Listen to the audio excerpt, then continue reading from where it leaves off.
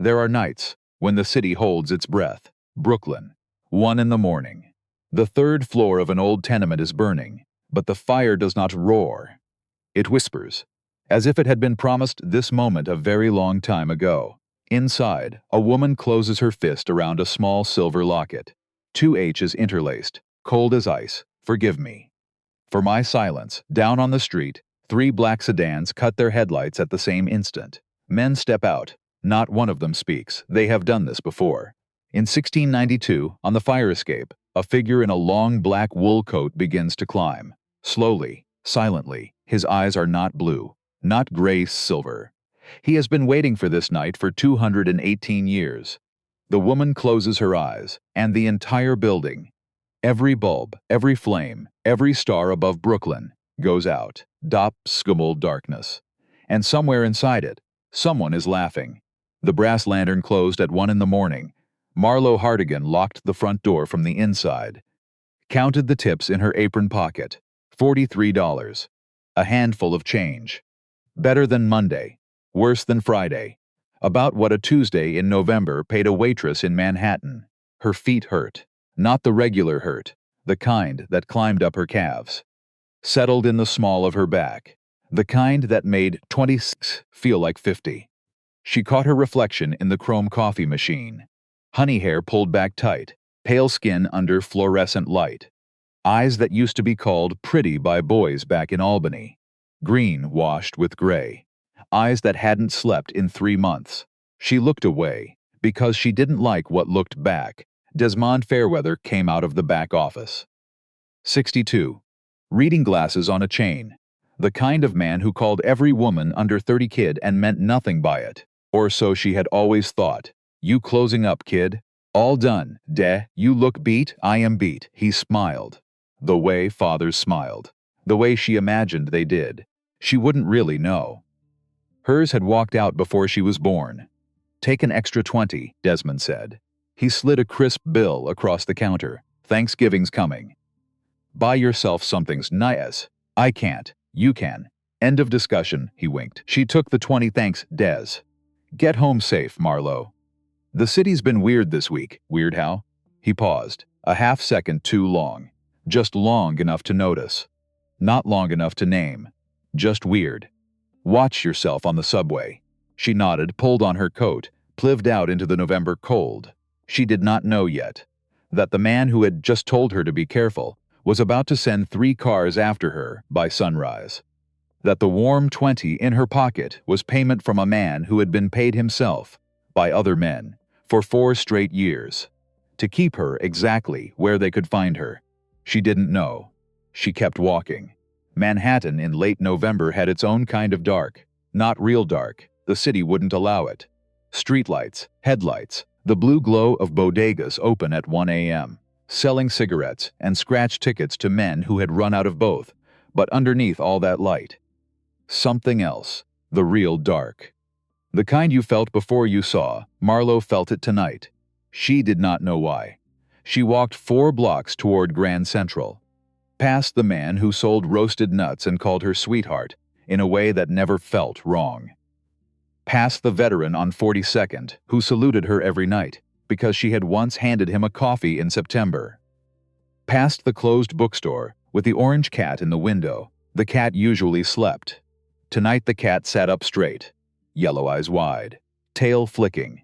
Watching her, she kept walking. Grand Central at 1 in the morning was almost holy. The painted constellations on the ceiling. The marble floors were echoing every footstep. Mr. Pemberton, her 7th grade history teacher, used to say New York was not a city. New York was a museum that had forgotten it was a museum. She thought about Mr. Pemberton sometimes. He had been the closest thing to a grandfather she ever had. She took the stairs down to the 6 train.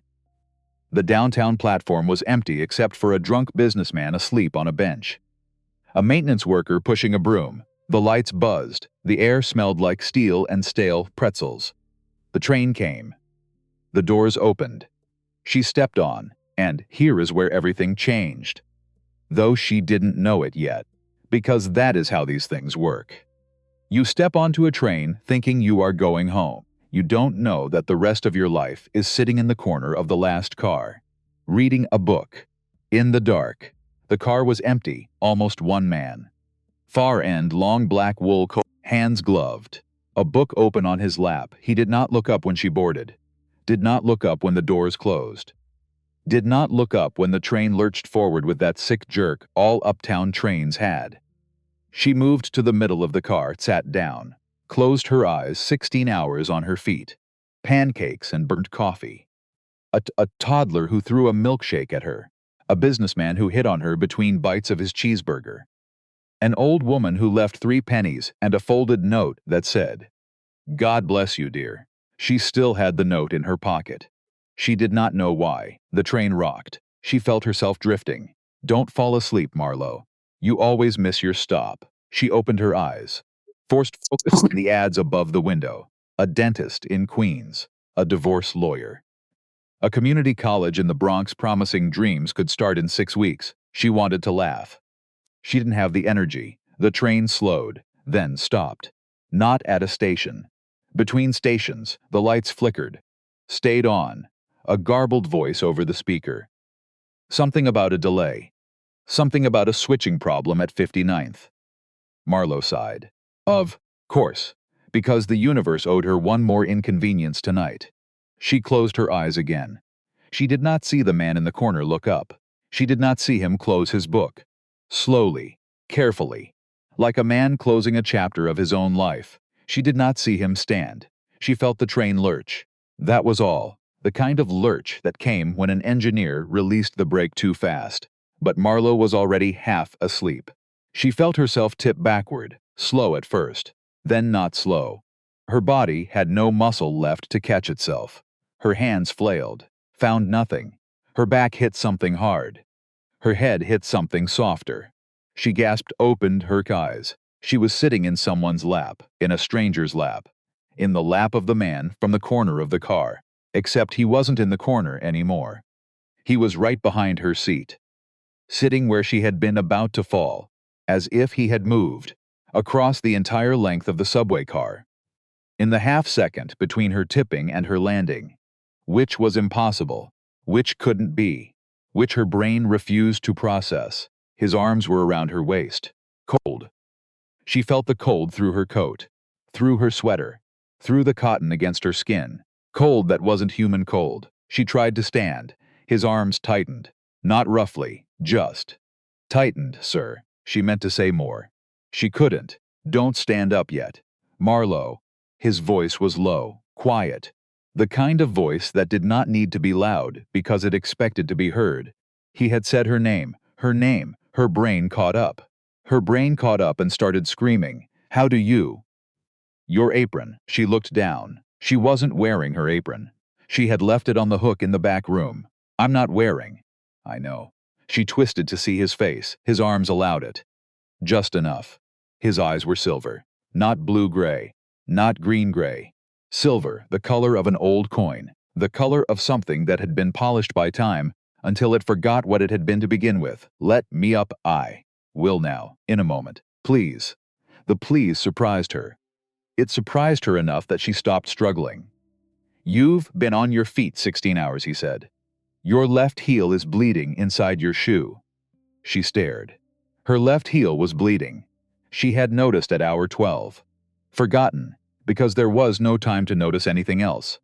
How could you possibly? I noticed. You don't know me. I know you better than you think. The train was still stopped. The lights buzzed. His arms loosened. Slowly, reluctantly, like he was savoring something. She stood, stepped away, 3 feet, 4, turned to face him. He was tall, taller than he had him sitting.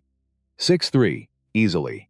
The wool coat broadened him, but not by much. He had the kind of shoulders that belonged in oil portraits. His hair was black, cut short, brushed back from a forehead with a thin white scar at the temple old.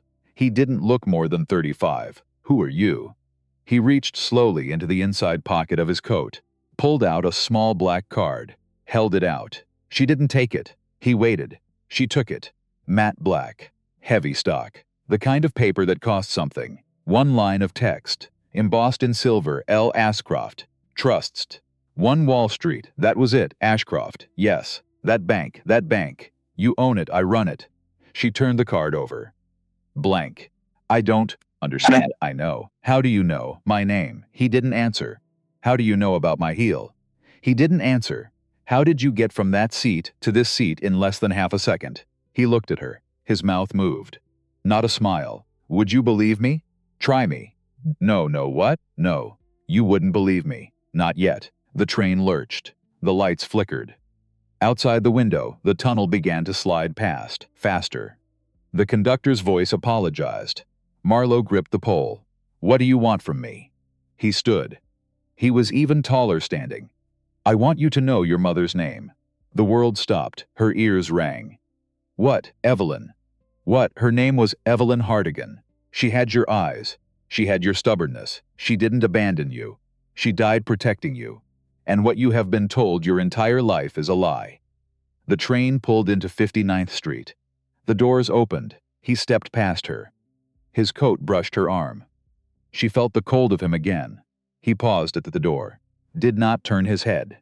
When you're ready, he said, use the card. He stepped off. The doors closed. The train pulled away. Marlo stood alone in the car, holding a black card, staring at her reflection in the dark window. Her mouth was open. Her hands were shaking. Her mother had a name. Her mother had a name, 26 years. 26 years of not knowing. She had asked, as a girl. The caseworker in Albany said the file was sealed. The director of the home said the records were lost in a flood. The state of New York told her, at 18, that no biological records existed for one Marlo Hardigan. Ward of the state, removed from a fire in Brooklyn in November 2007. No surviving relatives listed. No surviving relatives. That had been the line. She had read it so many times it became a wall. A fact. A piece of furniture in her head. Evelyn. She mouthed the name without sound. Her mother had been a person with a name. Her mother had been Evelyn. The train pulled into 68th. She did not get off. She lived 3 blocks from 68th, a 6th-floor walk-up that smelled like cumin from the Pakistani family below her, bleach from the laundromat next door. Tonight she stayed on, rode to 77th, then 86th, then 96th. She rode the train uptown to the end of the line and back. Did not notice the conductor change shifts. Did not notice anything except the black card in her hand and the name in her mouth, Evelyn. By the time she got off at 68th, it was almost 4. She climbed the stairs to her apartment, unlocked her door, did not turn on the lights. She sat on the edge of her bed with her coat still on. She set the black card on the nightstand. She reached under her sweater for the small silver medallion she always wore on a chain. The one the caseworker had told her was junk, costume jewelry, found in her small fist when the firefighters carried her out of the fire. She had been told it was worth nothing. She had worn it 19 years anyway. She looked at it now. She looked at it the alley she had never looked at it before. 2 inches across. In the center, a letter H, not a printed H, handwritten. 2 H's overlapped. Like initials, 2 H's. She had always assumed both were for her. Hardigan and Hardigan. A redundancy. Stupid. Now she stared. Her mouth went dry. 2 H's. For 2 people, Evelyn Hardigan, and she did not finish the thought. Because she noticed something else. She had not noticed it in 19 years. The medallion had a seam. A thin, almost invisible seam around the edge. The medallion was not a medallion. The medallion was a locket. She pressed her thumbnail into the seam. It didn't open. She tried harder, nothing. She got a butter knife from the drawer, by the sink, came back, wedged it into the seam, pressed. The knife slipped, cut her thumb. She didn't notice the blood until it dripped onto the wood. The blood ran down, pooled in the seam. The seam clicked, the locket opened. She froze, her thumb bleeding, her hands shaking. The locket lying open like a tiny silver mouth. Inside, on the left, a photograph. Small, cut down to fit, black and white, cracked at one corner. Woman. Maybe Marlo's age, maybe younger, honey hair, pale skin. A scattering of freckles across the nose. Marlo's eyes. Marlo's mouth frozen in a half-smile. Except it was not Marlo. The woman in the photograph wore a sweater Marlo had never owned, stood in a kitchen Marlo had never seen, was holding against her chest a baby with a small fist gripping a silver medallion identical to the one Marlo now held in her shaking hand. The baby was Marlo. The woman was her mother, the mother she had never seen. The mother she had not known had a name until 3 hours ago. Marlo pressed her fist to her mouth. She makes a sound, not crying. The sound a person makes when 26 years of a particular kind of loneliness ends in a single second, and they do not know what to do with the silence after. Evelyn, hello. Mother, hello. She sat like that for a long time. The dawn came. A thin gray light saw through her one window. The kind of New York November light that made everything look like an old photograph. Then she looked at the right side of the Locket. She had not looked. She had been so stunned by the left, there was no photograph on the right. There was an inscription, 6 words. Engraved in script so small, she had to angle the Locket toward the window to read. For my daughters. Forgive my silence. Marlo stopped breathing. She read it again. For my daughters. Forgive my silence. Daughters. Plural. She held the Locket up so close to her eye that the cold metal touched her lashes. The S was unmistakable. The S changed everything. She had a sister. A sister. She had a mother named Evelyn. She had a sister she had met. And somewhere in this city, a stranger with silver eyes and a black calling card knew all of it. She did not sleep. She watched the ceiling come into focus as it rose over Manhattan.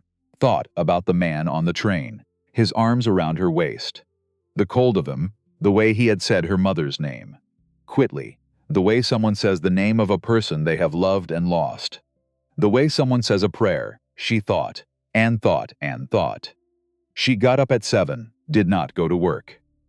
Called Desmond and told him she was sick. He was strange on the phone, a fraction too quick to say it was fine. A fraction too curious about why, just a flu, she said. Stay home. Drink fluids. Don't come back until Thursday. Friday's fine. Thursday, Des. I need the hours. Thursday, Marlo. I'll see you Thursday. He hung up. She stared at the phone. She had worked at the Brass Lantern for 4 years. Desmond Fairweather had never told her to take an extra day. Not when she had the flu in 2022. Not when her foster grandmother died in 2023. Not when she had broken her wrist last spring. But today, he insisted. She set the phone down. Went to the window. Looked out at the street 6 floors below. A black sedan was parked across from her building. It had not been there yesterday. It had not been there last week. It was idling. She could not see through the tinted windows. She watched for a long time. It did not move. She stepped back, picked up the Locket, picked up the black card. L. Ashcroft. Ashcroft Trust. 1 Wall Street. She turned the card in her hand. She thought about Evelyn, about her sister, about firefighters in 2007 carrying a child out of a burning Brooklyn apartment with a silver locket in her small fist, and nobody ever asking who put it there. She thought about a man on a train who had said her mother's name in a voice that sounded like grief. She put the card in her pocket, put the locket around her neck, put on her coat. Walked out of her apartment. Down 6 flights. Out the front door, the black sedan started its engine. She did not look at it. She turned right. She walked toward the subway. She was going downtown. She was going to Wall Street. 1 Wall Street was a tower of limestone and granite. Marlo stood across the street and looked up. The building had been there since 1931. Mr. Pemberton had told her once, in 7th grade, that this was the corner where the original Federal Hall had stood, where Washington had been sworn in, where the country had begun. The corner felt heavier when you knew that. She crossed the street. The revolving door spun her into a lobby of black marble and bronze. The ceiling, 30 feet high, murals of harvests and ships and men's coats counting gold. The air smelled like polish and old money. Money that had outlived the people who earned it. A security guard looked up. 60-something. Bald. Reading glasses. Name tag said Reggie, help you, miss. She held out the card. Reggie looked at it. Reggie did not look at it long. Reggie pressed something under his desk. A woman appeared from a side door. 50s. Steel gray hair in a tight bun. A dove-colored suit that probably cost more than Marlo's rent. Miss Hardigan, you know my name. Of course. Of course, Mr. Ashcroft has been expecting you since 6 this morning. Marlo did not move. Who are you? Yai, my name is Hester Vale.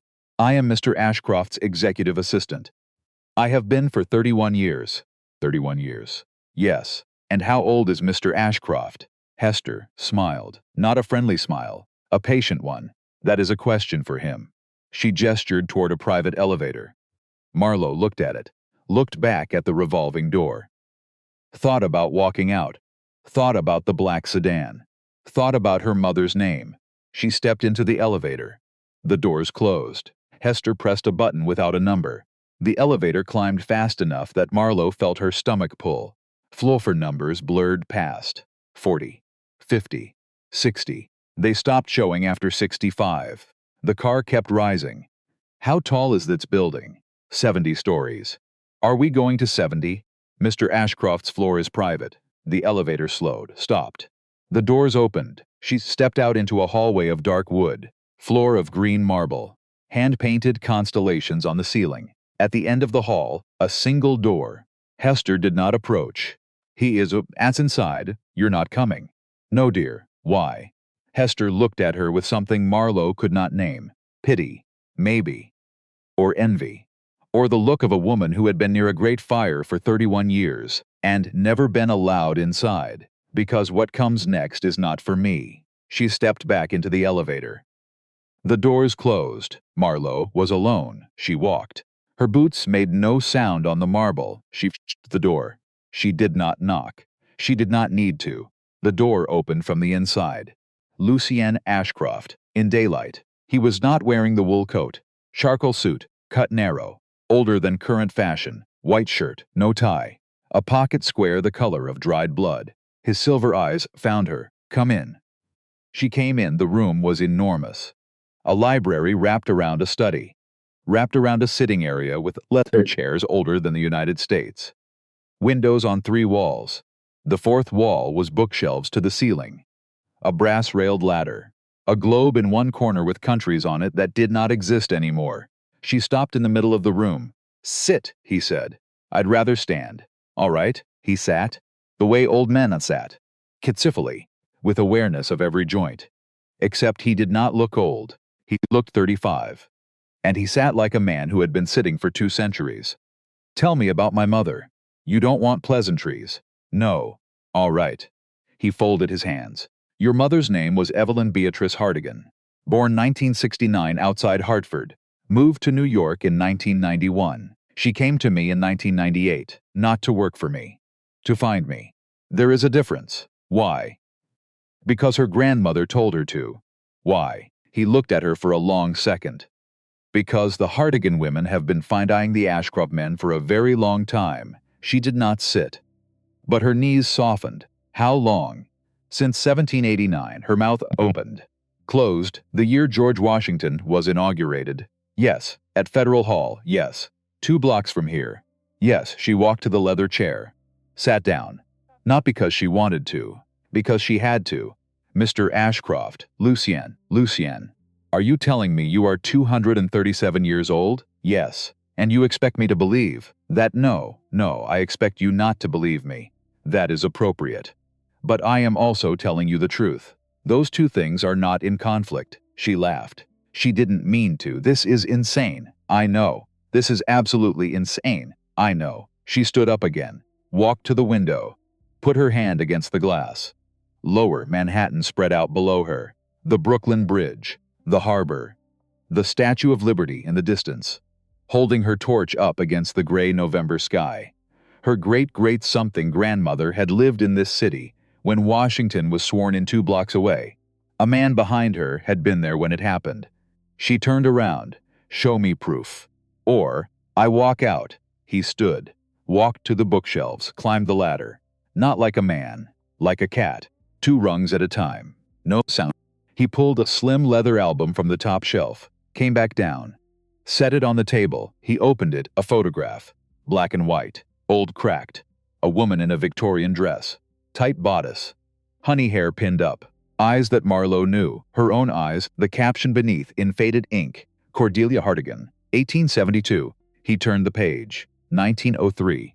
A woman holding a child. Marlo's mouth. Marlo's eyes, another. 1928. A flapper laughing into the camera, another. 1947. Polka dots. A Buick, another. 1969. A woman holding an infant. The infant gripped a small silver, something around the woman's neck. Margaret Hardigan and her daughter Evelyn. Marlo sat back down. She did not remember sitting. You photographed all of them. I knew all of them. They came to me, or I came to them. Generation after generation. Since the first Hardigan woman walked into my bank in 1789 carrying the locket her mother had given her. The same locket you wear now. Her hand went to her throat. Why us? Why my family? He sat across from her. In 1692, in Salem, Massachusetts, 19 people were hanged for witchcraft. One man washed under stones. Many more were accused. Most were innocent. Some were not. The Hardigan line came from one of the not. Witches. That was the word the men with rope used. Your line called themselves light bearers. Light bearers. The Hardigan women carry something in their blood. A gift older than this country. The ability to shape light. To brighten what is dim. To darken what is too bright. To see what is hidden in the spaces between. And I have it. Yes, I don't have it. Not yet. I'm 26. You haven't been desperate enough. The gift comes when it is needed, not before. Your mother's came the night of the fire. She had not asked yet. She's asked now. Tell me about the fire. Lucien stood. Walked to the window, spoke with his back to her. Which was kinder. Which let her cry without being watched. Which let him say it without being watched, too. November 14th, 2007. Your mother lived in a third-floor walk-up in Bedford-Stuyvesant. She had 2 daughters. You were 7. Your sister was 9. My sister? Imogen. Imogen. Yes, I have a sister. You have a sister. He turned. She is alive. Marlo. The words hit her in the sternum. She made a sound. The sound from underneath her life. Where is she? Safe. I will take you to her. But first you need to hear the rest. She nodded. She could not speak. Your mother had been hiding from a group called the Silver Order, descended from the men who built the gallows at Salem. They never went away. They put on suits, moved to New York, moved to Boston, moved everywhere their work might be needed, and they came for her, for the locket. For you, for your sister. Why didn't she give them the locket? He turned fully. His silver eyes were wet. She had not thought they could be, because the locket is a key. It opens a vault. The vault holds a treaty. The founders signed it in 1789. They signed it with my kind. They signed it with your kind. They signed it with others. The Silver Order has been trying to destroy that treaty for 236 years. My mother died for a treaty. Your mother died for you. I don't see the difference. The difference is everything. He stepped closer. He knelt. A man in a charcoal suit on the floor of his own library, looking up at her as if she were the one with the answers. The night of the fire, the Silver Order came for the locket. And both of you.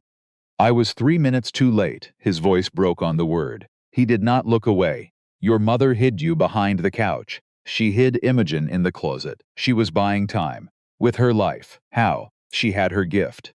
She turned the light. She blinded them. For 2 minutes. Long enough for me to get in. Long enough for me to get you both out. She could not see. Her eyes were full. You carried me. I carried you out the window. Down the fire escape. Imogen was already on the street. A friend of mine had her. My mother. I went back.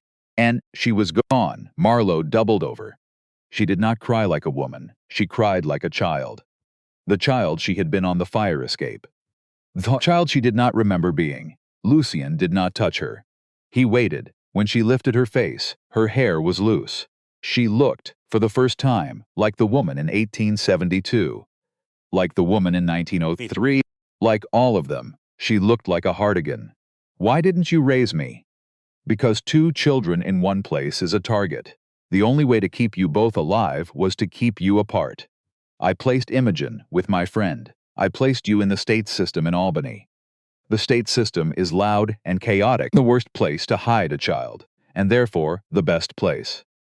I paid for everything from a distance: the scholarship, the grant for your nursing semester, the anonymous donor who covered your rent the month after your foster grandmother died. That was you, yes, and you never came to see me. I came every year, on your birthday. I sat across from you at a coffee shop, a booth at a diner. You never noticed me. I never spoke.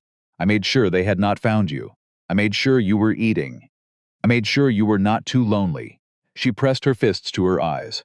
That's not normal. No, that's not okay. No, but she lowered her hands, looked at him, not angry, just stunned. Thank you. He closed his eyes. He nodded. He could not speak for a moment. Your mother asked me to. With her last breath, in the smoke, she made me promise. Watch over my girls. Don't touch their lives. Just watch. Keep them alive. So I did. For 19 years.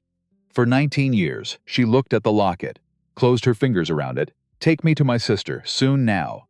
Marlo. Now, Lucien. He stood, looked at her with something she had not seen yet. Respect. All right. We drive at sundown. Why sundown? He almost moaned. Why? Say it what? Say what you are. He did not look away. I am a man. I was changed in 1789 against my will. I have lived too long. I have loved one family for 2.5 centuries. I promised your mother I would not let her daughters die, and I will keep that promise even if it kills what is left of me. Vampire. The word felt small in her mouth. He nodded. That word will do. She walked to the door. Stopped. Lucien. Yes, on the train. You said you'd waited? I had. Why that moment? He looked at her for a long time. Because your mother said you would come to me when you were ready. She said one day you would be tired enough, desperate enough, and you would fall, and I fell. You fell into my lap on a subway car. Coincidence? No. How do you know? He almost smiled. Because I have been riding the 6 train at 1 in the morning every Tuesday for 19 years. She stared. Every Tuesday. Every Tuesday. She did not know what to say. So she said nothing. She walked out. Hester rode the elevator down with her in silence. The bronze lobby. Reggie tipped his cap. She stepped out into the November air. The black sedan was on the corner. It pulled forward. Marlo did not break stride. She crossed the street. Walked toward the Wall Street subway entrance. The sedan followed. She turned the corner. The sedan turned. She walked faster. The sedan sped up. She broke into a run. 2 men jumped from the sedan. Tall, wide, black coats. She knew without looking they were not police. She ran toward the subway. Past a coffee cart, a hot dog vendor, a saxophone player playing for tips. The men were faster. A hand grabbed her elbow. She spun, swung, missed. The hand tightened. Another hand came up, something silver. A syringe, then. A black wool coat blurred past her, a sound like glass breaking. The man with the syringe was no longer holding her arm. He was no longer standing. He was no longer conscious. The second man turned. The second man went down before he finished turning. Lucian Ashcroft stood between them and Marlo. He was not breathing hard. He was not breathing at all. Get in the car. What? My car. On the corner. Now, she ran. A black Bentley. Engine running. Driver in front. She got in. Lucian got in beside her. The Bentley pulled away, through the rear window. 2 men on the ground, a crowd forming. Sirens in the distance. She looked at Lucian. Her hands shook. How? They were watching your apartment this morning. I saw the sedan. They followed you here. They want the locket. Or you. Probably both. I gathered the Bentley, turned uptown. Where are we going? Out of the city. To my sister, to your sister, where? Massachusetts. The Berkshires. A house I have kept since 1790. It looked out the window. Manhattan rolling past, the bridges, the river, the neighborhood she had walked through this morning. She was leaving. She had not packed a bag. She had not told anyone. She had not told Desmond. A cold feeling climbed her spine. She did not know why. Not yet. Lucien. What? Desmond told me to take an extra day. He has never told me to take a day. Then a sedan was outside my apartment. Then 2 men with a syringe. He was silent. Lucian, Marlo, tell me he's not. I will tell you the rest in the Berkshires. Tell me now. His silver eyes were sad. So sad. Desmond Fairweather has been working for the Silver Order since 1991. She closed her eyes. She did not cry. She had run out of crying for the day. She opened her eyes, looked out, at the city flashing past. She thought about every shift she had worked at the Brass Lantern. Every $20 bill. Him calling her kid. Him saying watch yourself on the subway. Him saying it last night. Him knowing. The Bentley merged onto the FDR. The city pulled away behind them. Ahead, the Henry Hudson Bridge. The Bronx. The country, beyond that. Her sister. Marlo leaned her head against the cold window glass. She closed her eyes. She did not sleep. But for the first time in 3 months, she rested. The Bentley drove north. The sun began to fall. The Bentley crossed into Massachusetts at 6:22. The sun was almost gone. Marlo watched it bleed out behind the Catskills. Orange. Then pink. Then bruise purple. The kind of November sunset that made even highway exits look holy. Lucian did not speak. He had not spoken in 2 hours. She did not mind. She was thinking about everything, about nothing. She was 26, and she had a mother who had died for her. A sister she had never met. A boss who had been hunting her for 4 years. A man beside her who had carried her out of a fire when she was a child, and watched her grow up from across coffee shops. And she was driving into a mountain range in November in a Bentley with a vampire, which was not on any list she had ever made. She almost laughed. She did not. She closed her eyes. The Bentley turned off the Mass Pike, 2-lane road, trees thick on both sides. The kind of trees that had been there before this country had a name then a turn. A gravel drive. A long drive. A very long drive. A clearing. A house Marlo sat up. A New England federal-style farmhouse. Wide porch. Shutters the color of dried blood. A chimney of river stones. A lantern burning on the porch. A real lantern. Oil. Not electric. Lucian parked. Did not turn off the engine. Marlo. Yes, before we go in. What? Your sister does not know you are coming. What? I did not tell her. Why? Because I did not know if I would find you tonight. Or in a year. Or ever. Lucienne. What? She doesn't know I exist. She knows you exist. She has been waiting 19 years. Marlo pressed her hand against her mouth. Go in first, are you sure? Yes. Tell her I'm here. Don't just walk me in, he nodded. Got out, walked up the porch steps, opened the door, went in. Marlo sat alone. Her hands had been shaking all day. They were shaking, in a different way now. She got out. The air smelled like cold pine and wood smoke. She walked to the porch, stopped on the bottom step. The front door opened. A woman stood in the doorway, 28, taller than Marlo by an inch. Darker hair, auburn instead of honey. Low braid, jeans, flannel shirt, boots, wood splitters calluses on her hands. She had Marlo's eyes. She had Marlo's mouth. She had their mother's chin. She was Marlo's sister. She was Imogen. She did not speak. Marlo did not speak. They stood like that for what felt like a year. Then Imogen came down the steps, slowly, stopped 1 step above Marlo. Looked at her like a woman who had memorized a face from a photograph and was finally seeing it move. You have her freckles. I do. I forgot you had her freckles. You remember her. I remember everything. You were 9. I was 9. Imogen, Marlo, I know. I know. They reached for each other at the same time. Marlo did not remember walking up that last step. She only remembered the smell of her sister's flannel, wood smoke, laundry soap. Something underneath, something old, something her body remembered. Mother, the smell of her mother, or close to it. Close enough. Marlo cried. Imogen cried. They cried on the porch while a vampire and a driver stood at a discreet distance and did not look at them. The mountains held them. The night held them. The lantern did not flicker. After a long time, Imogen pulled back, wiped her own face, wiped Marlo's face. Come inside, sister. Okay, there's stew on. Okay, and then we have to talk, because tomorrow we go to war. Marlo nodded. She did not know what that meant yet. She would in the morning. The kitchen was wide and low-ceilinged. A wood stove, a long pine table, a row of copper pots hanging from a beam adsized by hand in the 18th century. A man stood at the stove, older, 60-something, salt and pepper hair, reading glasses on his nose. He was stirring stew with a wooden spoon. He turned when they came in, kendent eyes, a faded scar across his forehead. The bearing of a man who had carried things. "Hello, Marlo. Hello? My name is Whitaker Bellamy. I'm an old friend of Lucien's. I've been Imogen's guardian since 2007, she nodded. I held you, he said, on the street, right after the fire, for 30 minutes, until social services came. You bit me on the shoulder. She almost laughed. I'm sorry. Don't be. It was a hell of a bite. I was proud of you. He held out the wooden spoon. Stew. She nodded. She ate. 2 bowls. She had not realized she was so hungry. Imogen sat across from her and ate too. Lucien stood by the window and did not eat. Whit poured himself a glass of red wine and drank slowly.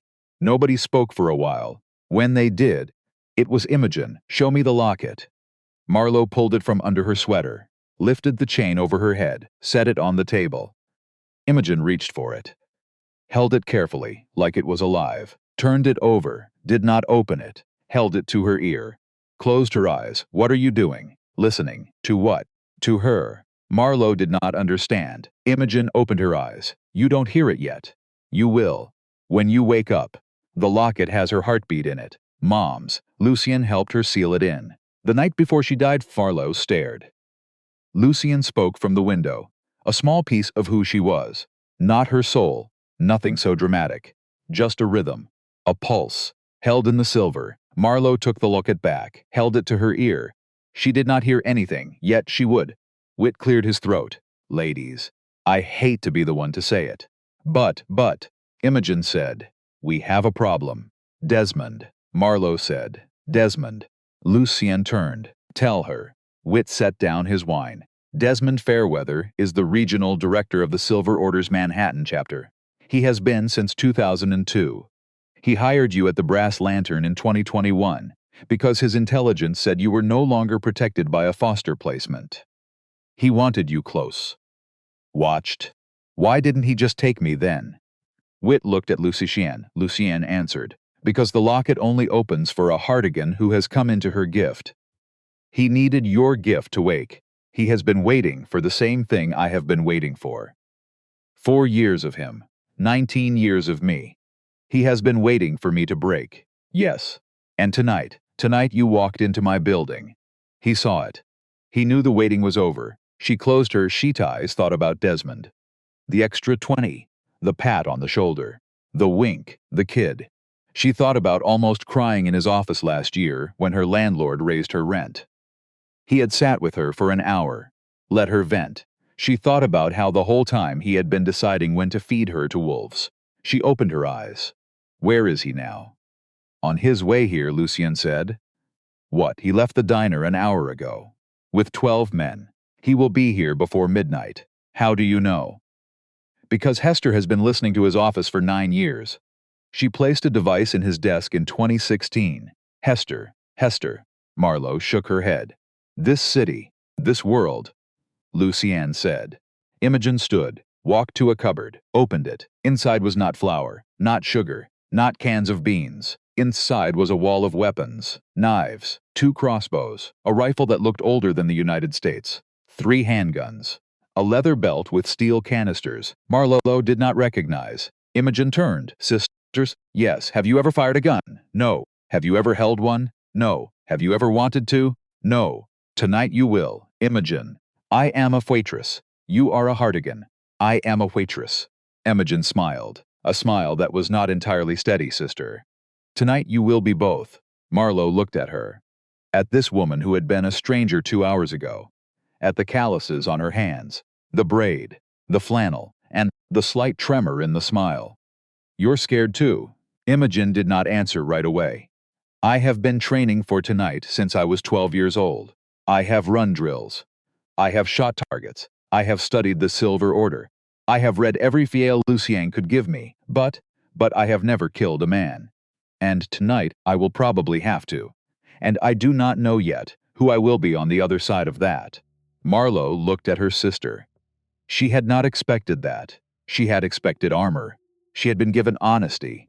She reached across the table, took Imogen's hand. Then, "We don't know together." Imogen squeezed back. She did not smile this time. She nodded, stance wide, knees soft. Both eyes open, both eyes. Both eyes. I thought you closed one. Movies. Both eyes. Always both eyes. Right, trigger finger here. On the frame. Until you've decided. Decided what? To kill the man you're aiming at. Marlo lowered the pistol. I don't know if I can decide that. Her sister stepped close. Put a hand on her cheek. You don't have to. Tonight, just point. I'll decide. Marlo nodded. She did not know what to do with how much love she felt for a woman she had known 2 hours, so she nodded. By 11 they were ready. Whit was in the loft above the kitchen with the rifle. Lucien was in the front yard under a maple tree, not visible from the road. Not visible to anyone who did not know to look. Imogen and Marlo were in the kitchen. The lantern still burned on the porch. Why are we leaving the lantern? It's a beacon. For Desmond, he thinks he's coming to surprise us. We're letting him. Why? Because if we hide, he comes back tomorrow. If we let him come tonight, we end it tonight. What if we lose? Imogen looked at her. We will not lose. What if we do? Then they take the locket. They get into the vault. They burn the treaty.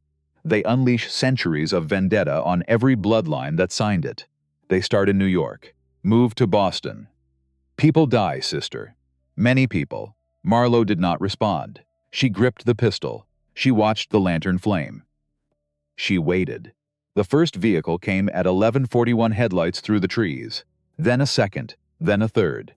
3 black SUVs. They parked at the bottom of the drive. They did not approach. They sat there, idling. For 2 full minutes, Marlo's heart pounded. Imogen stood beside her. Imogen did not move. Then the doors opened. Men poured out. Marlo counted. 12. Then 13. The 13th was Desmond. He wore a long black coat over a suit. He held a small leather case. He walked at the back of the group. Like a man inspecting a vineyard he owned. He looked relaxed. He looked unworried. He looked like a man who had done this many times. He stopped at the edge of the porch, looked up at the lantern, smiled. Marlo, sweetheart, come on out. Let's not make this hard. Marlo felt her stomach turn. She had heard him use that voice on customers who complained. He had used it on her. For 4 years. Imogen squeezed her hand. Wait, for what? For Lucien. Then it happened so fast that later, when Marlo tried to remember the sequence, she could not. The maple tree did not move. But something underneath the maple tree moved. The first man at the front of the group went down. He did not see what hit him. The second turned. He went down before he finished turning. The third raised a weapon. The weapon went down before the third man did. By the time the fourth had finished saying a word that started with W, Lucien Ashcroft was standing in the middle of them. He was not bloody. He was not breathing hard. He was just standing in the center of 9 men who were on the ground. The remaining 4 scrambled back. 1 fumbled for a flare gun. The flare went up. It hung in the November sky, white. Magnesium bright, loose, shielded his face. Imogen swore. Flares. The new model. Ultraviolet. He's been hurt, burned. Get the gun up. Now, Marlo raised the pistol. Desmond was already on the porch. He had moved while Lucien was hit. He had moved faster than a man his age should move. He came through the kitchen door. 2 men with him. Imogen fired. 1 went down. The other reached for her. Imogen broke his wrist, then his elbow, then his nose. In 3 motions, Marlo stared. She had not known her sister could do that. She had not noticed Desmond raising a pistol of his own. She had not noticed him aiming it at her. She heard the click of the safety. She turned. She froze. He was 3 feet from her. He smiled. That same warm smile. The one that had made her trust him for 4 years. Kid, hand me the locket. She did not move, Marlo. Sweetheart, hand me. The locket. She did not move. Last time. The locket. Or I shoot your sister first. He swung the gun toward Imogen. Marlo's mouth opened. She did not know what to say. Imogen was bent over the man she had just disabled. She would not see. She would not turn in time. Desmond's finger tightened on the trigger. Marlo panicked. Sempt. Oops. Happened. Something she did not understand. It started in the locket. Moved up her chest. Moved into her throat. Came out her mouth not as a sound but as a feeling. Every light in the kitchen went out. Every light. The lantern on the porch. The bulb above the table. The little bulb in the stove. The headlights of 3 SUVs at the bottom of the drive. All of it black Bansible black for 1 second. Then, it came back. But, not the way it had been. It came back as light. Light that did not come from any bulb. Light that came from the air itself. From the walls, from the wood, from Marlo's skin. She was glowing. Imogen was glowing. The kitchen was glowing like the inside of a sun. Desmond screamed, covered his face, fired blind. The bullet hit the ceiling. He fired again, hit a copper pot. Imogen rose up out of her crouch like a wave. Took the pistol from Desmond's hand the way a mother takes a knife from a toddler. Put the muzzle of his own pistol under his chin. Why, he did not answer. Why our mother? He did not answer. Why our family? He did not answer. Look at me, Desmond, he looked. His eyes watered from the light. He spoke. His voice was thin. You don't understand. The order was founded by men who watched their wives burn in 1692. They believed your bloodline was the cause. They were wrong. But they were not wrong about what your bloodline could do. Your mother could darken a room with her mind. That's not a reason to withdraw us. It was a reason for them. It was a reason. It became a habit. Habits live longer than the reasons that started them. That's the worst thing I have ever heard. It is what it is. It is what you let it be. She pulled the trigger. Marlo flinched. The room flinched. But the trigger only clicked. Imogen had already removed the magazine. She had done it when she took the gun. Marlo had not seen it. Imogen pulled the empty pistol back, turned it in her hand, struck Desmond in the temple with the butt. He dropped. He did not move. Marlo stood very still. The light from her skin began to fade. The kitchen began to look like a kitchen again. Imogen turned to her. Sisters. Yes. Are you okay? I don't know. Sit down. I don't think I can. Sit down. Now. Marlo sat. Her legs gave out at the same time she sat. So it worked out. Imogen knelt in front of her. You did good. You did good. I didn't shoot anyone. You blinded 12 men. I did that. You did that. Oh. She fainted. She did not faint hard. She faded. She came back about a minute later. When she came, was kneeling beside her. His face was scorched on one side. The skin from temple to jaw was raw, pink. Healing too fast. She could see it healing. Cells reorganizing. Tissue knitting. It was disgusting and beautiful, and she could not look away. You're hurt. I'll mend. I can see you mending, I know. That's strange, I know. Lucien, yes. I made a lot of light. You did. I didn't know I could. You can. I don't know how I did it. You don't have to. Not yet. You'll learn. He held out his hand. She looked at it. She did not take it. Not because she didn't want to. Because she wasn't sure yet what taking it would mean. He understood. He withdrew it. Patient. 237 years patient. She stood up on her own. The kitchen was a mess. Unconscious men in the yard. Desmond slumped against the wall. A vampire with half his face still healing. She started to laugh. She laughed for a long time. Until she cried. Until she laughed again. Imogen sat beside her. Imogen laughed too. Imogen had not laughed in a long time. Marlo could tell. Imogen's laugh sounded like their mother's. Marlo did not know how she knew that. She just knew. The mountains outside held the house. The night held the mountains. The Hardigan women had not ended. The Hardigan women were just beginning. The dawn came up over the Berkshires at 6:58. Lucien had retreated to the basement before sunrise. The basement of an 18th century farmhouse had no windows. It had been designed that way. By him. In 1798. She did not ask why. Wit poured her coffee. Marlo sat at the table.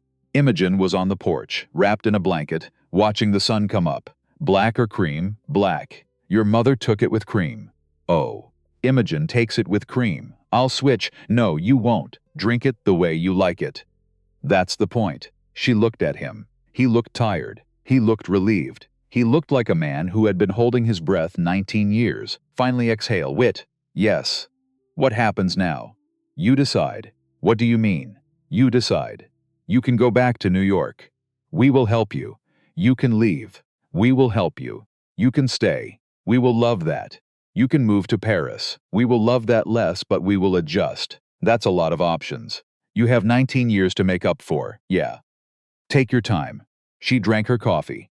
She thought about the brass lantern, her uniform on a hook, her apron, the mail piling up under her door, her landlord. Hector and Lupe, the line cooks, who had loved her like a younger sister and had nothing to do with any of this and would wonder where she went. She made a decision. Wit? Yes, I want to stay a while. Good. I want to call Hector and Lupe. Tell them I'm okay. Good. I want to learn what I am. Good. I want to know Imogen. Good. I want to know my mother. Through Imogen. Good. She stopped, she thought. And I want to know Lucienne. Wit smiled. A smile that did not say anything. A smile that said everything. Good. She finished her coffee. Walked onto the porch. Wrapped herself in a corner of her sister's blanket. Imogen leaned her head on Marlo's shoulder. You're shorter than I expected. You're taller. I had more food. I had more shifts. The sun came up, the cold did not lift, but the light did. The first weeks were strange. Marlo slept in a bedroom Imogen had set up 19 years ago and refused to dismantle. A twin bed with a quilt their mother had made. A small dresser. A window facing east. The dresser was already half filled with clothes that would fit Marlo. Sweaters in her size. Boots in her size. A nightgown folded in tissue paper. She did not ask. Imogen would have said, I had to believe you were coming. I had to put your clothes somewhere, so Marlo did not ask. She unfolded the nightgown. She wore it. It fit. She slept 14 hours that first night. She slept 12 the second. She slept 10 the third. By the second week, she was sleeping 8. Like a normal person. She woke up, and her body did not hurt. She had forgotten what that felt like. In the mornings, she helped Wit. 3 goats. A vegetable garden. 4 chickens whose names were all variations of Margaret. Because they all looked alike. She learned to milk goats. She learned to split kindling. She learned to bake bread from a sourdough starter that Wit said was older than she was. In the afternoons, she sat with Imogen. They talked for hours. Imogen remembered everything. Their mother's perfume, their mother's hands, their mother singing in the kitchen while making blueberry pancakes on Saturday mornings. Marlo drank it in like water. She asked questions. Imogen answered. What was she like? Funny. Funnier than people gave her credit for. She made bad puns. The kind dads make. She laughed at her own puns. Did she ever talk about our father? She said he left because he was scared of what we were. She said being scared was its own kind of evil. She said we were better off without him. Did she sing? All the time. She sang in the shower. She sang doing dishes. She sang you to sleep when you cried as a baby. You always cried. I cried. You cried more than I did. Why? I don't know. You were a serious baby. You looked at things hard. Mom used to say, you were already mad about something you hadn't found out about yet. Marlo laughed. Imogen laughed. And the laughter, in that small kitchen in the Berkshires, was the first real laughter Marlo had laughed in 26 years. That did not feel like it was costing her something. One evening in mid-December, the snow came. It came down hard, quiet, the way snow comes in mountains, the way it muffles a whole world. Marlo stood on the porch, wrapped in a wool coat that had belonged to her grandmother, and watched it fall. Lucien came out and stood beside her. He did not feel the cold. She knew that now. But he had put on a coat anyway, because she was wearing one. Because that was what people did when they stood beside other people. He had been doing more things like that lately. Breathing when he didn't need to. Yawning when she did. Drinking from a cup he could not drink from. Lucien? Yes. Can I ask you something? Yes. How does it work? How does what work? Being you. He was quiet for a moment. I drink, but not what the stories say. From a service my family established in 1881. Donors. Paid. Tested. Anonymous. I have not heard a person to feed in over 100 years. Okay, I sleep when I want. I do not need it the way you do. I prefer the night, because the sun on my skin is painful but not deadly. I have ways to be in the sun. Not for long, not comfortably. But for an afternoon. With you, if you wanted that, she felt her face go warm. Okay. I do not turn into mist. I do not turn into a bat. Those are stories. I am only as fast as I am. As cold as I am. How fast are you? You saw. Yeah. She watched the snow fall on the field beyond the porch. Lucien, yes. Does it hurt? Does what hurt? Living that long. He looked at the snow. Yes. Always. Mostly. Some days less. Some days more. What makes it less? He looked at her then. Just for a second. Right now is less. She felt her chest do something complicated. She did not respond. She did not need to. He turned back to the snow. My family was killed in 1789, he said, by a man who became what I am. I was 19. I died. He brought me back. He thought he was being kind? He wasn't? No. He was lonely. I learned the difference young. What happened to him? I killed him in 1812. Oh, it is a long story, mostly not a good one, but the short version. I was made by a cruel man. I have spent 2 centuries trying to be a different kind of thing. Are you? I try. She slipped her hand out of her coat pocket, put it on the porch railing between them. She did not touch him. She just put her hand near his. He looked at her hand. He did not move. After a moment, after a long, careful moment, he placed his fingers next to hers. Not on top, beside. The cold of him through the cold air did not feel like cold. It felt like a question. She did not answer it yet, but she did not move her hand. They stood like that for a long time. The snow fell. In February, Marlo heard the heartbeat. She had been wearing the locket every day. She had held it to her ear many times. She had not heard anything. Then one morning she was lying in bed, and not yet awake, and not yet asleep, and she heard it. A small, soft, regular pulse. Coming from the silver around her neck, she lay very still. She listened. It was real. It was her mother's heart. Her mother had been 38 years old. A single mom of 2 girls in Bedford-Stuyvesant. Her mother had made blueberry pancakes on Saturdays and bad puns the rest of the week, and had darkened a room with her mind to buy 2 minutes for her daughters' lives. Her mother had a heartbeat. The heartbeat was still happening in a tiny silver locket on Marlo's chest. For 20 years after the woman it belonged to had died, Marlo sat up and cried. She had cried enough. She put her hand over the locket. She closed her eyes. She listened. She listened for a long time. She listened until her own heart slowed down to match. When the 2 heartbeats were the same, Marlo opened her eyes. She got up, got dressed, went downstairs. Imogen was already in the kitchen, pouring coffee. She looked at Marlo's face. She set coffee down. You heard her. I heard her. Imogen came around the counter, put her arms around her sister. They did not speak. The locket between them ticked quietly, like something's coming home. The silver order did not stop with Desmond. The morning after the heartbeat, Lucien drove down from the basement at dusk with news. 2 men in Boston, 1 in Philadelphia. They were the senior counsel of the order. They knew where the farmhouse was. They knew Desmond had failed. They were coming. Imogen stood at the kitchen counter and listened. Did not flinch. How many? 6. Maybe 8. They will not bring foot soldiers this time. Why not? Because they don't trust foot soldiers anymore. Not after one of them woke up in a hospital and told a state trooper about a fight on a porch in November. How long do we have? 3 nights. Maybe 4. Marlo set down her toast. Then we don't wait. Imogen turned. What? We don't wait. Desmond waited. He came to us. Look how that turned out, sister. I have been waiting for whole life. By you. By Lucien. By a mother I never met. I am done with waiting. I am tired of being the thing other people prepare for. Imogen looked at her, a long look, not surprised. Not exactly.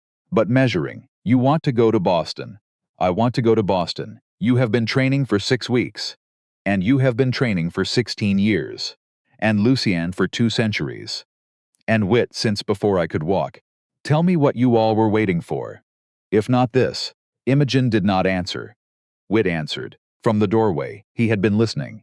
He had been listening for a while. She's right. Wit. She's right. Imogen. She's a baby. She's a Hardigan. She made light. She decides where she goes. Lucien did not speak. Lucien looked at Marlo. Lucien nodded. So they went to Boston. The senior council met in a private dining room on the top floor of a club on Beacon Street. A club that had been there since 1822. A club Lucien had been a member of since 1849. He still had his membership card. It still worked. They went in through the front door. Hester met them in the lobby. She wore the dove-colored suit. She carried a small clutch. Inside the clutch was a list. The list was every man on the council. Their names, their wives, their children, their addresses. The schools their grandchildren attended. Hester had been building the list for 31 years. She handed it to Lucien. She kissed Marlo on the cheek. She said, "Don't kill them, dear. Just frighten them." Marlo blinked. "You don't want them dead. I want them to live, and to be afraid, every morning, for the rest of their lives. That the women they tried to erase are above them, knowing that we know where their grandchildren go to school. Knowing that we have chosen mercy, that's terrifying. That's the point." Hester smiled. Then she walked out of the lobby and was gone. Marlo stared after her. Then she turned to Lucien. "Why is she scarier than you?" "Because she is." They went upstairs, 6 men. A long table. Dinner half eaten. They looked up when the door opened. They looked surprised. They looked less surprised when they saw Lucien. But they had not expected Marlo. They had especially not expected Marlo to be glowing softly. She was learning to control it. She had been practicing. She walked to the head of the table. Set Hester's list down. "Read it." The oldest man at the table picked it up. He was perhaps 80. White hair, a signet ring on his pinky. He read the first page. His face changed. He read the second. His face changed more. He looked up at her. "What do you want?" "I want my family left alone. I want my sister left alone. I want every Hardigan, every Ashcroft, every signatory of the 1789 treaty left alone.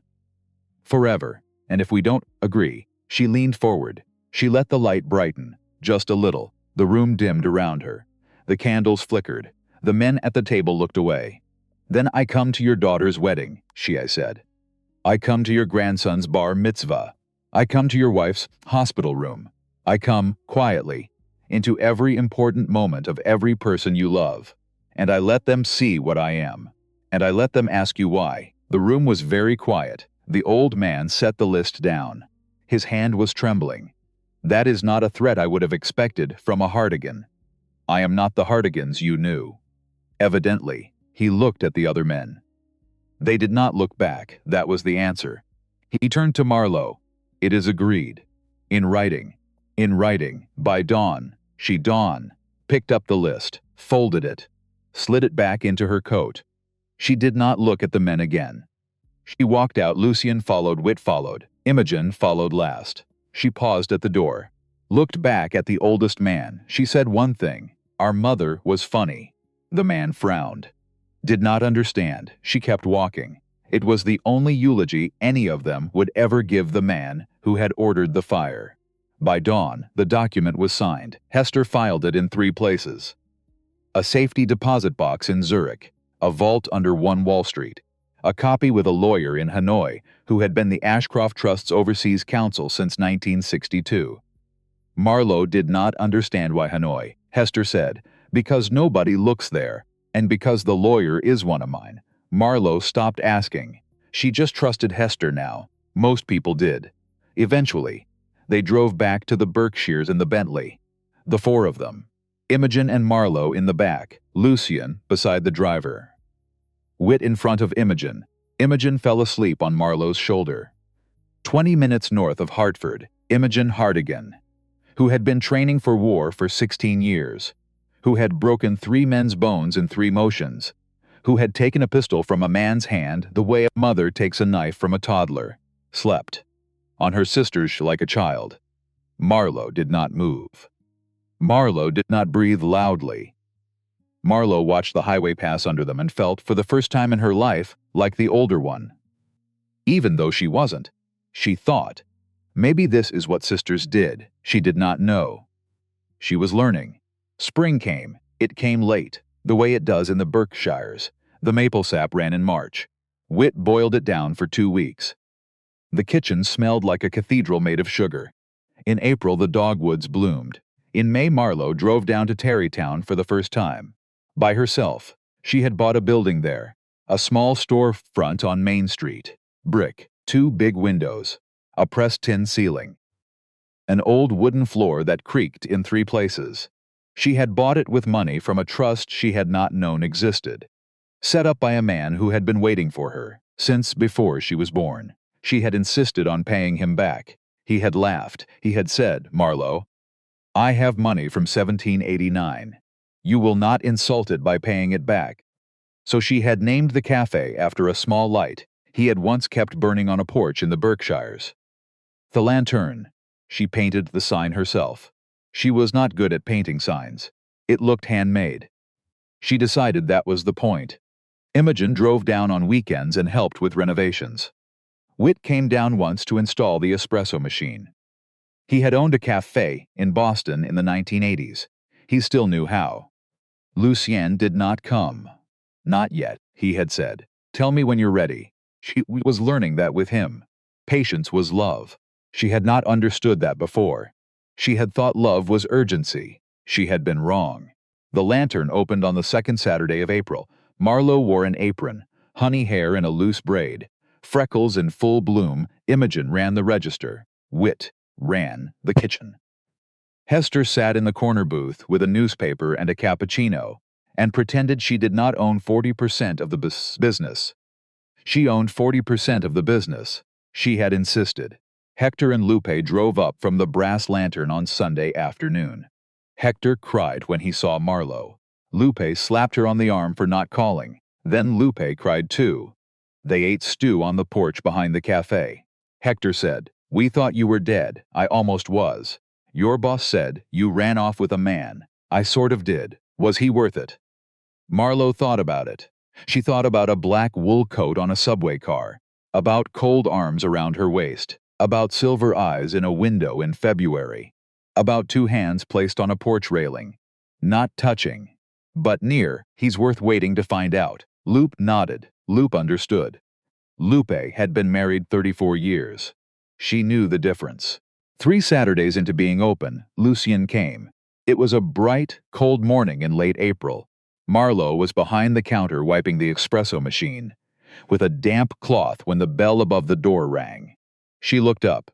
He was standing in the doorway. He wore a dark suit, no tie, a white shirt. A small bouquet of dogwood blossoms in his hand. The light from the door was bright behind him. He did not flinch. He had been preparing for the sun for weeks. For her, he stepped inside. The door closed behind him. He stopped halfway to the counter. "You came," she said. "You opened. I opened. I waited, I know." "Are you ready?" "Yes." He walked to the counter. Set the dogwood blossoms on it. He did not sit yet. He looked at her like a man who had walked across 2.5 centuries to stand exactly where he was standing. "Marlo." "Yes." "I have a question." "Ask. Do you want me to make you what I am?" She set down the rag. She had known the question was coming. She had known for months. She had thought about her answer for months. She thought about her mother dying at 38.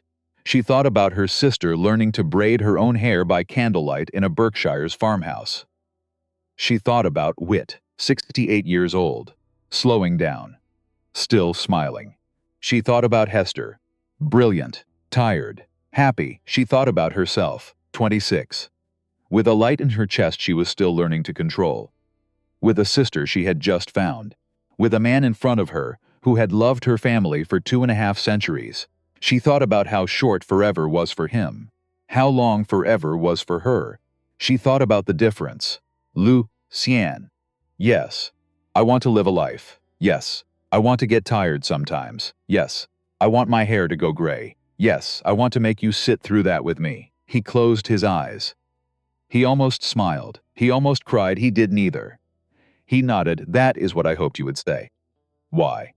Because what I learned in 237 years is that the gift is not the length. The gift is the limit.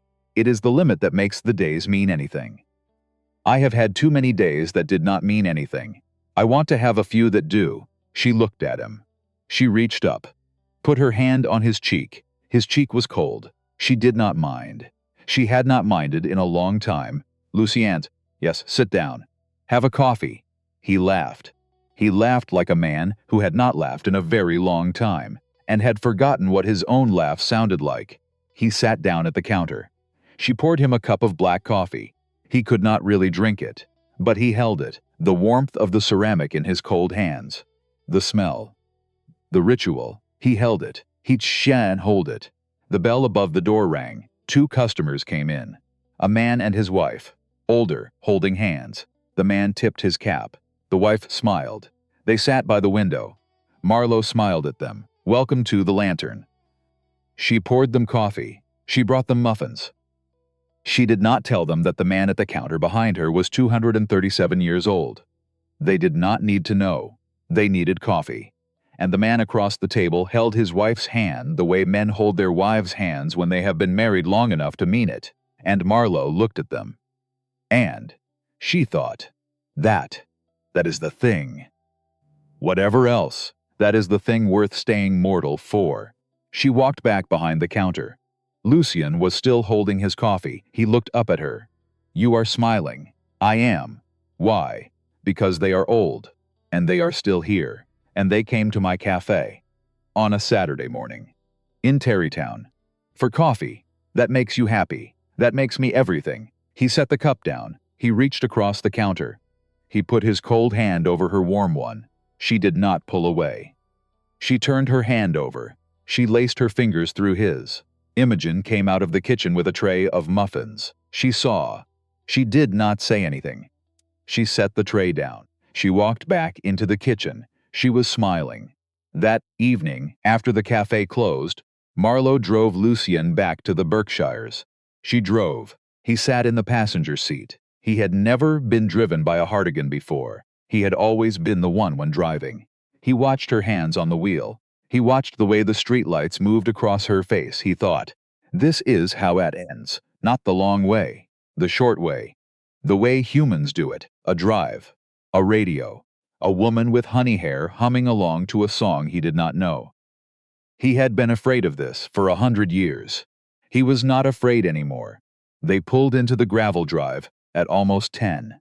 The lantern was burning on the porch. Imogen was reading on the porch swing, a blanket around her shoulders. Whit was in his chair beside her, with his glasses on the end of his nose and a book in his lap. Marlo, parked, got out, came around to Lucien's side, opened his door. He looked at her. You opened my door. I did. Why? Because I wanted to. He stepped out. She closed the door behind him. They walked up the porch steps together. Imogen looked up.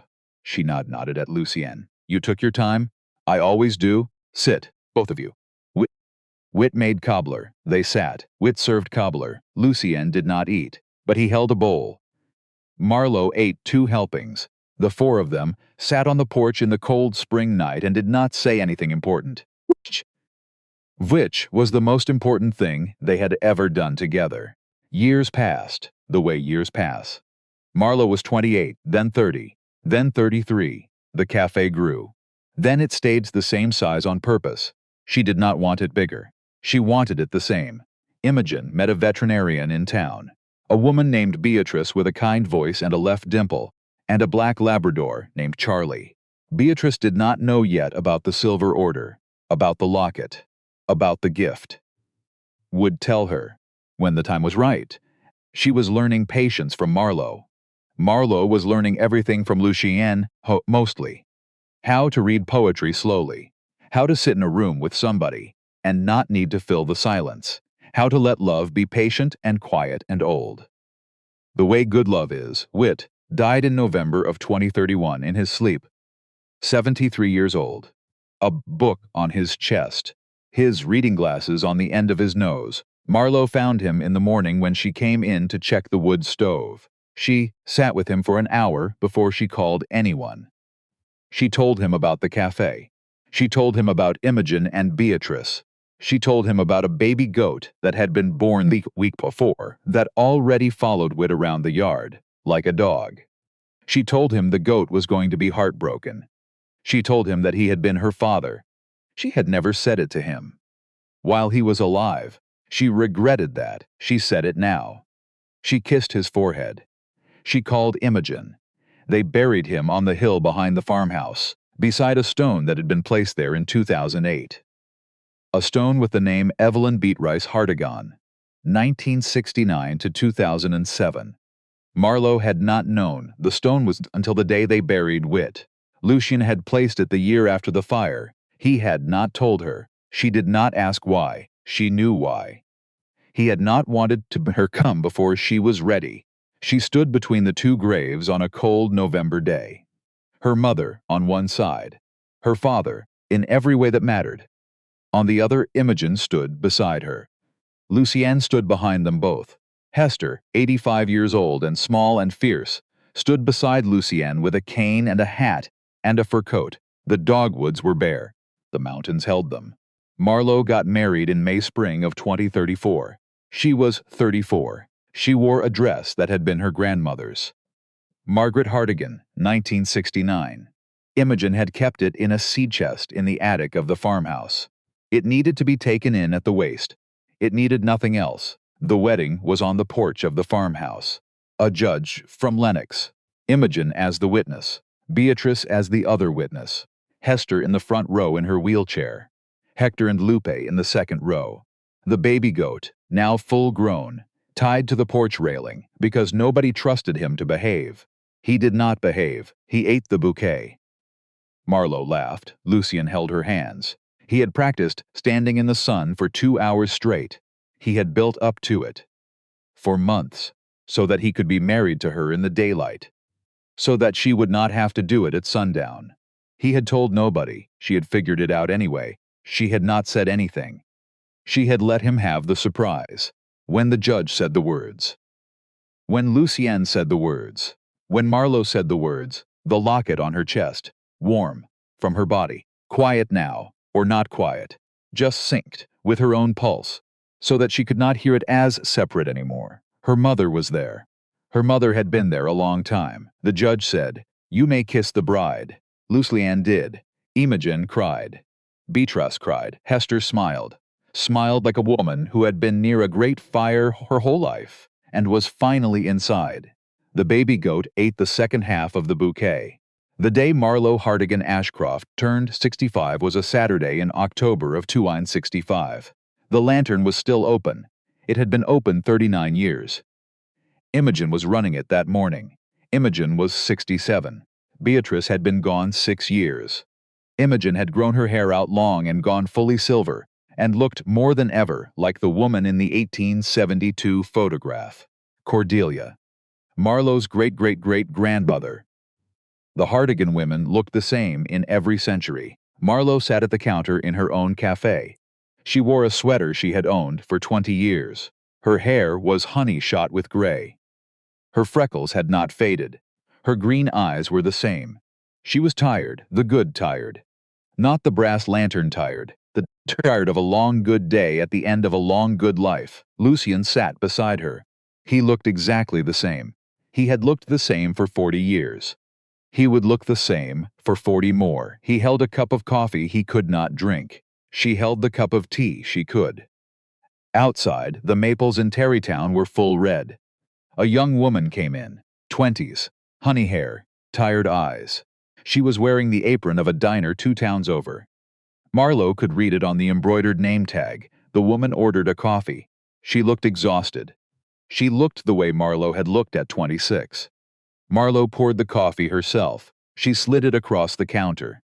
She put a muffin beside it. The woman tried to pay. Marlo shook her head. "On the house. You don't have to. I know." The woman looked at her, confused, almost suspicious, the way Marlo used to look when Desmond gave her the extra 20. Except this was not that. This was something else. The woman would understand someday, or she would not. That was up to her. Marlo smiled at her. "Get home safe, sweetheart." The woman blinked. She took the coffee. She took the muffin. She nodded. She walked out. The bell above the door rang. Marlo watched her go, watched her get into a small car, watched her drive away under the red maples. She turned back to Lucien. He was looking at her. His silver eyes were soft. He had been watching her watch the woman. What? Nothing. Lucien, I love you, I know. Always, I know. She put her hand over his hand on the counter. He did not move. Outside, the wind picked up. A few maple leaves came down. The bell above the door of the lantern was still the locket around her neck. The tuiches, the heartbeat, hers now, or her mother's, or both. She did not know anymore. She did not need to know. The sun came through the front window. It fell on Lucien's face. He did not flinch. He turned toward it. He closed his silver eyes. He let the light have him. Marlo Hardigan Ashcroft. 65 years old, in a cafe she had built with money older than her country, beside the man who had carried her out of a fire when she was 7, and had waited 2 centuries for her, and would mourn her one day and live on. She did not feel sorry for him. She felt grateful. For all of it, the bell above the door rang. Another customer. Marlo picked up the coffee pot. She walked out from behind the counter. She walked, on her good tired feet, into the rest of her good tired wonderful life.